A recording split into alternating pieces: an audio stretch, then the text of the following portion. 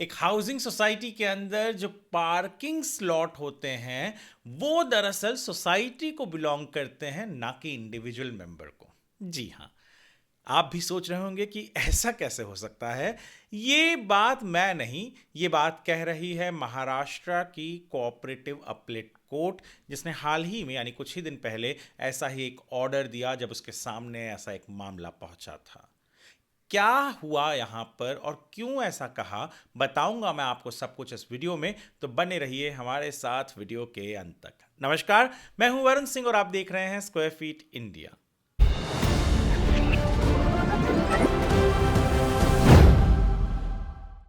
आज हम जिस केस की बात कर रहे हैं उस केस के डिटेल्स डिस्क्रिप्शन में है, ऑर्डर ज़रूर पढ़िएगा, पार्टी के नाम सब कुछ है, वहाँ से आप ज़रूर ऑर्डर को पढ़िएगा। बहुत इंटरेस्टिंग है क्योंकि ये पार्किंग से जुड़ा हुआ है और पार्किंग घर के बाद सबसे ज़्यादा दिल के करीब जो एक होम बायर के होता है, एक सोसाइटी में रहने वाले मेंबर को होता है, वो है पार्किंग स्पेस।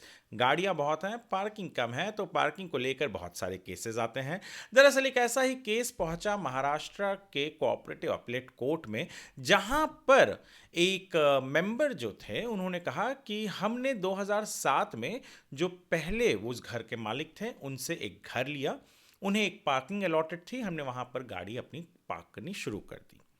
2021 में यानी 2007 से लेकर 2021 तक उन्होंने उस पार्किंग का इस्तेमाल किया। अचानक 2021 में दूसरे फ्लैट ओनर जो थे उन्होंने दूसरी गाड़ी ली और वहां पर उनकी पार्किंग यानी जहां पर वो पार्क करते थे वहां पर गाड़ी खड़ी करने लग गए। उन्होंने सोसाइटी से शिकायत की।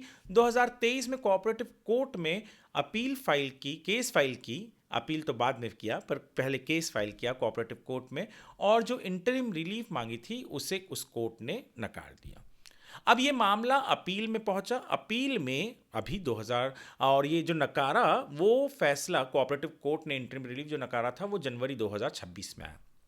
मामला अपील में गया महाराष्ट्र कोऑपरेटिव अपीलेट कोर्ट में, और जुलाई 2026 में जो ऑर्डर दिया महाराष्ट्र कोऑपरेटिव अपीलेट कोर्ट ने वो सबकी आंखें खोल देने वाली है। दरअसल उसमें ये कहा गया कि जो सेक्शन 78B(c) है मॉडल बाईलॉज के, जो सोसाइटीज को गवर्न करती है, उसके अंदर क्लियरली लिखा गया है कि जो सोसाइटी यानी एक मेंबर को अलॉट करती है पार्किंग, वो ट्रांसफर नहीं कर सकता। जैसे इस केस में जो पहले मेंबर थे उन्होंने अपना घर बेचा, 2002 में सोसाइटी ने उन्हें एक पार्किंग अलॉट की थी।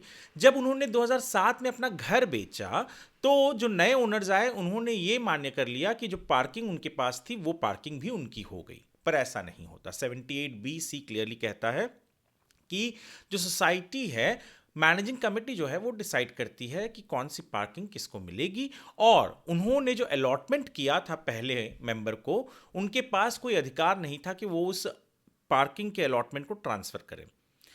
कोर्ट ने ये तक कहा कि ये जो व्यक्ति हैं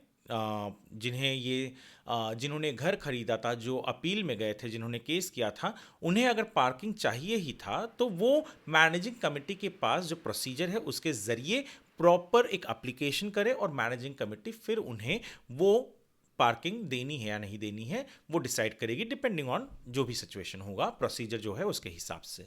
दूसरी सबसे इंपॉर्टेंट चीज़ ये भी थी कि 2021 में प्रॉब्लम हुआ था, 2023 में इन्होंने केस फाइल किया था, तो जो पीरियड था 2 साल का, उसे भी दोनों भी, चाहे वो लोअर ट्रायल कोर्ट हो या जो अपीलेट कोर्ट थी, उसने भी ये बात को ध्यान दिया कि 2 साल का डिफरेंस था, और बहुत सारी चीज़ों की वजह से, खास करके ये जैसे मैंने कहा 78B और C जो मॉडल बाई लॉ है कि सोसाइटी डिसाइड करती है कि पार्किंग किसके पास होगा। सोसाइटी के पास आपको एप्लीकेशन करना होता है, और जिस मेंबर को सोसाइटी ने अलॉट किया है उसके पास अधिकार नहीं है कि वो ट्रांसफ़र कर सके उस चीज़ को, दोबारा मैटर सोसाइटी के पास ही जाएगा अगर चाहिए पार्किंग। तो ये बहुत इंपॉर्टेंट चीज़ें थी, और इसी कारण ये जो बात है, हमने जो पहले कहा कि पार्किंग सोसाइटी का अधिकार है, इंडिविजुअल मेंबर का नहीं, उसके ऊपर वो किसे दे किसे नहीं दे। बहुत इंपॉर्टेंट ऑर्डर है, इसलिए एक आर्टिकल भी हमने हमारे वेबसाइट squarefeetindia.com पर अपलोड किया हुआ है, आप ज़रूर पढ़िएगा। वीडियो यदि आप हमारे स्क्वायर फीट इंडिया के यूट्यूब चैनल पर देख रहे हैं तो हमारे चैनल को सब्सक्राइब कीजिए, फेसबुक पर देख रहे हैं तो फॉलो ज़रूर कीजिए। वीडियो को आप लाइक करें, सेव करके रखें, आपके ही काम आएगा, और शेयर करें लोगों के साथ ताकि उनके भी काम आ सके। वीडियो देखने के लिए आपका धन्यवाद।